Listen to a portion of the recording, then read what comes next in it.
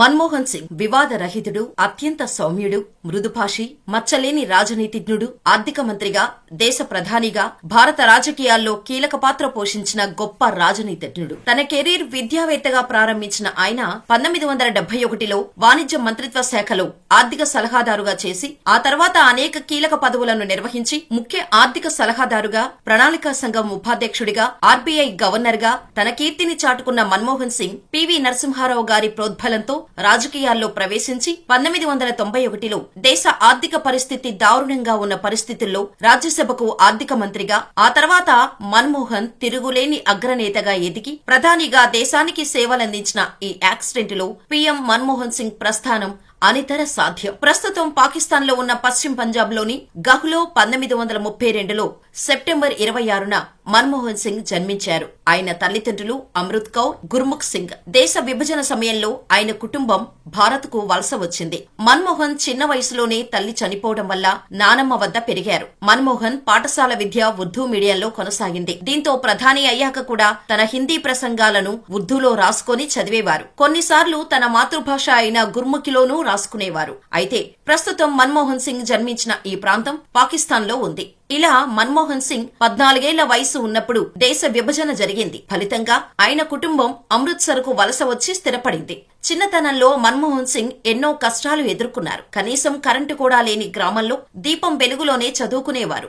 ఇలా కష్టపడుతూనే మన్మోహన్ సింగ్ అమృత్సర్ లోని హిందూ కళాశాలలో చదువుకొని ఆ తర్వాత పంజాబ్ యూనివర్సిటీ నుండి బ్యాచిలర్స్, మాస్టర్స్ పొందారు. అంతేకాదు కేంబ్రిడ్జ్ విశ్వవిద్యాలయం నుండి తన ఎకనామిక్స్ ట్రిపోస్ చేసి ఆక్స్ఫర్డ్ విశ్వవిద్యాలయం నుండి DPHL పూర్తి చేశారు. నిజానికి మన్మోహన్ తన తండ్రి కోరిక కోసం ఆయన వైద్యుడు కావాలనుకున్నారు. 1948లో అమృత్సర్ లోని ఖాల్సా కళాశాలలో ప్రీ మెడికల్ కోర్స్ కూడా చేశారు. కానీ ఆర్థిక పరిస్థితుల కారణంగా డాక్టర్ చదవలేకపోయారు. ఈ విషయాలను మన్మోహన్ కుమార్తె Daman Singh strictly personal Manmohan and Gursharan పుస్తకంలో రాశారు. కేంబ్రిడ్జ్ లో చదువు పూర్తయ్యాక భారత్ కు తిరిగి వచ్చిన మన్మోహన్ పంజాబ్ వర్సిటీలో అధ్యాపకుడిగా చేరారు.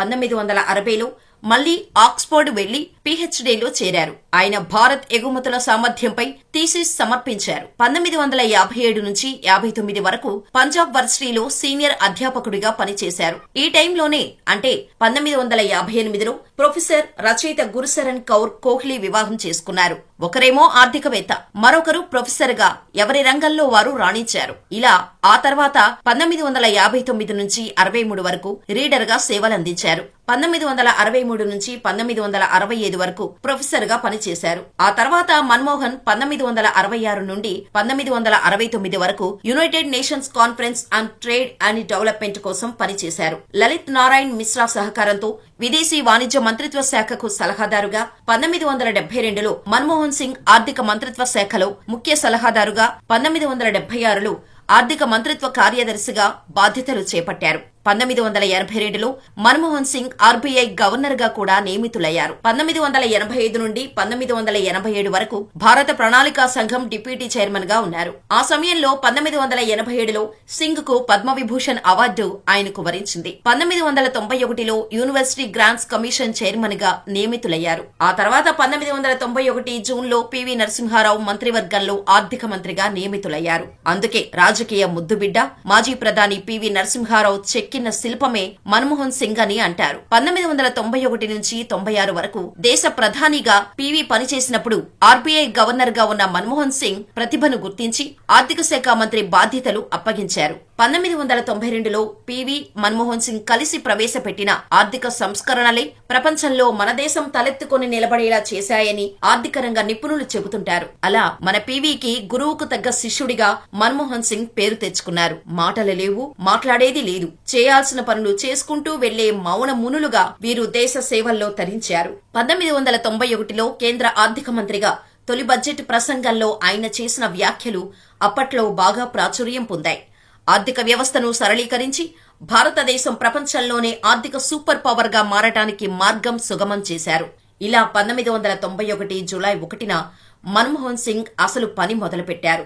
ఆర్బీఐ జూలై 1న రూపాయి విలువను ఏకంగా 9% తగ్గించింది.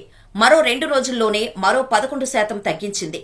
భారతదేశ ఎగుమతులను మరింత పోటీగా మార్చడం, దేశం ఆర్థిక లోటు తగ్గించడమే దీని లక్ష్యం. దీంతో మార్కెట్లు స్థిరీకరణ కావటం మొదలుపెట్టాయి. ఆ తర్వాత విదేశీ ప్రత్యక్ష పెట్టుబడులకు గేట్లు తెరిచారు. సుంకాల తగ్గింపు, ప్రభుత్వ సంస్థల ప్రైవేటీకరణలు వంటి చర్యలతో పెట్టుబడుల్ని ఆహ్వానించారు. దీంతో విదేశీ సంస్థలు పెట్టుబడుల రాక మొదలైంది. ప్రపంచీకరణలో భారత్ భాగస్వామిగా మారింది. భారత్లో విదేశీ వ్యాపారాలు విస్తరించడం మొదలైంది. దీనిపై ఎన్ని విమర్శలు వచ్చినా పివి మన్మోహన్ పట్టించుకోలేదు. ఇలా 1991లో చేపట్టిన సంస్కరణల కారణంగా భారత ఆర్థిక వ్యవస్థ వృద్ధి చెందటం మొదలుపెట్టింది. దాంతోపాటే పేదరికం స్థాయిలు తగ్గటం మొదలైంది. విదేశీ పెట్టుబడులకు భారత్ హబ్బుగా మారింది. ఐటీ, టెలికాం, ఫార్మా పరిశ్రమలు అభివృద్ధి చెందాయి. 2000 నాటికి భారత్ ప్రపంచంలో అత్యంత వేగంగా అభివృద్ధి చెందుతున్న ఆర్థిక వ్యవస్థలలో ఒకటిగా నిలిచింది. పివి తర్వాత వాజ్పేయి హయాం, ఆ తర్వాత 2004లో మన్మోహన్ హయాంలో ఈ సంస్కరణలు మరింత వేగంగా సాగాయి. 2008లో ప్రపంచ ఆర్థిక సంక్షోభం తలెత్తినప్పుడు ప్రపంచమే మన్మోహన్ సింగ్ మాట వినే పరిస్థితికి చేరింది. అలాగే భారత్ రెండంకెల ఆర్థిక వృద్ధిని అందుకుంది. ఈ ఏడాది భారత్, ఇంగ్లాండ్ బ్యాంకులో తాకట్టు పెట్టిన బంగారం తిరిగి తెచ్చుకుంది. ఇక్కడ మరొక విషయాన్ని కూడా మనం గుర్తు చేసుకోవాలి. 2008లో ప్రపంచవ్యాప్తంగా ఆర్థిక మాంద్యం వచ్చింది. కానీ ఆ మాంద్యానికి భారత్ మాత్రం చలించలేదు. ఎందుకంటే 1991 తర్వాత మన్మోహన్ సింగ్ తీసుకున్న ఆర్థిక సంస్కరణలే దానికి కారణం. ఒకవేళ ఆయన ఆ నిర్ణయాలు తీసుకొని ఉండకపోతే 2008 నాటికి ప్రజలకు ఉపాధి అవకాశాలు లేక ద్రవ్యోల్బణం పెరిగి ఎన్నో ఆకలి చావులు చూసి ఉండేవాళ్లు. ఈ ప్రపంచాన్ని ఎవరు కాపాడుతారు అనే సమయంలో కూడా దేశ జీడీపీ 10.8% నమోదు చేసిన ఘనత మన్మోహన్ సింగ్కే దక్కుతోంది. 1995, 2001, 2007, 2013లో తిరిగి రాజ్యసభకు ఎన్నికయ్యారు. అయితే కాంగ్రెస్ పాలనలో మన్మోహన్ సింగ్ మే 22, 2004న భారతదేశ 14వ ప్రధానమంత్రిగా బాధ్యతలు చేపట్టారు. 2 దఫాలుగా 10 ఏళ్లు ప్రధానమంత్రిగా మన్మోహన్ దేశానికి సేవలందించారు. 2002లో ఆయనకు అత్యుత్తమ పార్లమెంటరీ అవార్డును కూడా మన్మోహన్ అందుకున్నారు. అయితే 2004లో కాంగ్రెస్ నేతృత్వంలోని యూపీఏ కూటమి కేంద్రంలో అధికారంలోకి వచ్చినప్పుడు సోనియా గాంధీ అనూహ్యంగా ప్రధాని బాధ్యతలు మన్మోహన్ సింగ్ కు అప్పగించారు. విదేశీయురాలనే పేరుతో శరద్ పవార్, ములాయం సింగ్ యాదవ్లు సోనియా నాయకత్వాన్ని వ్యతిరేకించడం, సోనియా ప్రధాని అయితే తాను గుండు కొట్టించుకుంటానని బీజేపీ నేత సుష్మా స్వరాజ్ హెచ్చరించడంతో ప్రధాని పదవిని స్వీకరించలేదు. పాలనాధ్యక్షుడైన మన్మోహన్ ని ప్రధాని పీఠంపై కూర్చోబెట్టారు సోనియా. మన్మోహన్ పరిపాలన, ఆర్థిక వ్యవహారాలపై దృష్టి కేంద్రీకరిస్తే తెర వెనుక కూటమి సర్కారు రాజకీయాలను సోనియా నిర్వహించారు. అందుకే ఆయనకు కీలుబొమ్మ అనే పేరు వచ్చింది. 2009లో యూపీఏ రెండోసారి గెలిచినప్పుడు కూడా ప్రధాని పదవి ఆశిస్తున్న ప్రణబ్ ముఖర్జీ, చిదంబరాన్ని పక్కన పెట్టిన సోనియా మరోసారి మన్మోహన్ పై భరోసా ఉంచారు. ఆయన రెండోసారి ప్రధానిగా ఉన్న కాలంలో 2G స్పెక్ట్రం వేలం, బొగ్గు గనుల వేలం తదితర నిర్ణయాల్లో కుంభకోణాలు జరిగాయి. అయితే అదే సమయంలో కుంభకోణాలకు పాల్పడిన మంత్రులు, అధికారులు జైలు పాలైనా మన్మోహన్ సింగ్ పై ఎలాంటి మచ్చ పడలేదు. అంతటి గొప్ప నాయకుడు మన్మోహన్. అయితే రాజకీయాల్లోకి ప్రవేశించాలనే నిర్ణయం తీసుకున్నప్పటి నుంచి ఆయన తాను చేరిన కాంగ్రెస్ పార్టీకి విధేయంగా పనిచేశారు. తనకంటూ సొంత రాజకీయ బృందాన్ని ఏర్పాటు చేసుకోలేదు. ఏనాడూ ఆయన అవినీతికి పాల్పడ్డారన్న ఆరోపణలు రాలేదు. పార్టీ వ్యవహారాల్లో ఏనాడూ జోక్యం చేసుకోలేదు. సోనియా, ఆమె రాజకీయ బృందం ఓవైపు, మన్మోహన్ మరోవైపు ఎవరి రంగంలో వారు బలంగా పనిచేసేవారు. అదే సమయంలో కేబినెట్ సమావేశాల్లో మన్మోహన్దే తుది నిర్ణయంలా ఉండేది. ఆయన్ను సోనియా ఎన్నడూ అగౌరవపరిచిన దాఖలాలు లేవు. అయితే కోర్ గ్రూప్ సమావేశాలు సోనియా నివాసంలో జరిగేవని, కొన్నిసార్లు మన్మోహన్ అభిప్రాయాలకు భిన్నంగా నిర్ణయాలు, నియామకాలు జరిగేవని, ఆయన అసంతృప్తిగా ఉండేవారని ఆయన మీడియా సలహాదారుగా పనిచేసిన సంజయ్ బారు తన పుస్తకం యాక్సిడెంటల్ ప్రైమ్ మినిస్టర్లో రాశారు. ఓ సమయంలో సోనియా గాంధీ మాట్లాడుతూ, నాకంటే మన్మోహన్ సింగ్ మంచి ప్రధాని అవుతారని నాకు తెలుసు, అందుకే నేను ఆ పదవి తీసుకోలేదు అని సోనియా చెప్పారు కూడా. ఇలా 2004 నుంచి 2014 వరకు భారత ప్రధానిగా సేవలందించిన మన్మోహన్ సింగ్ దేశంలో ఎన్నో సంస్కరణలను తీసుకొచ్చారు. పైకి మృదు స్వభావిలా కనిపించినా దేశం కోసం తీసుకునే నిర్ణయాల్లో అత్యంత కఠినంగా వ్యవహరించారు మన్మోహన్ సింగ్. దేశంలో పేదవాళ్ల ఆకలి తీర్చేందుకు 2005లో మహాత్మాగాంధీ జాతీయ గ్రామీణ ఉపాధి హామీ చట్టాన్ని తీసుకొచ్చారు మన్మోహన్ సింగ్. పాలనలో పారదర్శకతను తీసుకొచ్చేలా అధికారులు గుట్టుగా ఉంచే సమాచారాన్ని సామాన్యులు సైతం పొందేందుకు సమాచార హక్కు చట్టాన్ని తీసుకొచ్చారు. 2008లో చారిత్రాత్మకమైన భారతదేశం అమెరికా పౌర అణు ఒప్పందంపై సంతకం చేశారు మన్మోహన్ సింగ్. భారతదేశం ప్రపంచ అణు మార్కెట్లోకి ప్రవేశించడానికి, ఇంధన సంక్షోభాన్ని అధిగమించడానికి ఈ ఒప్పందం దోహదపడింది. యూపీఏ ప్రభుత్వానికి బయట నుంచి మద్దతిచ్చిన లెఫ్ట్ పార్టీలు ఈ ఒప్పందాన్ని తీవ్రంగా వ్యతిరేకించాయి, మద్దతు ఉపసంహరించుకున్నాయి. అయినా మన్మోహన్ సింగ్ వెనక్కి తగ్గలేదు. అవసరమైతే ప్రధాని పదవికి రాజీనామా చేసేందుకు కూడా సిద్ధమయ్యారు. ఇలా మన్మోహన్ సింగ్ ప్రపంచంలోని టాప్ 100 ప్రభావవంతమైన వ్యక్తులలో ఒకరిగా తన ముద్రను వేసుకున్నారు. ఇంత చేసిన ఆయనపై ఇప్పటికీ విమర్శలు చేసేవారు ఉన్నారు. మౌనమునిగా మారిపోయారని, సొంత నిర్ణయాలు తీసుకోలేదని కొందరు విమర్శిస్తూ ఉంటారు. కాకపోతే ఆయన మౌనమే ప్రత్యర్థులకు అంతుపట్టని సమాధానం. ఎందుకంటే ఆయన సమాధానం ఎప్పుడూ మాటల రూపంలో కాకుండా చేతల రూపంలోనే ఉంటుంది. ప్రభుత్వ సేవలు దేశంలోని ప్రతి పౌరుడికి దక్కితే సరిపోదా? ఇంకా ఆయన నోరు విప్పి సమాధానం చెప్పాలా?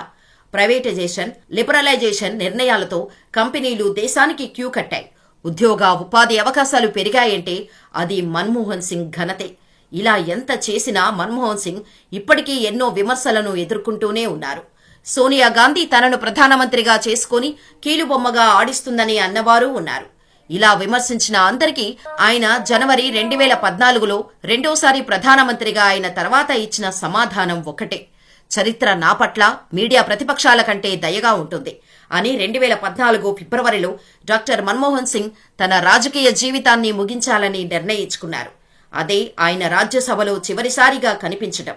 ఆ తర్వాత 2022లో జరిగిన అధ్యక్ష ఎన్నికలలో ఓటు వేయటానికి వీల్చైర్లో కనిపించారు.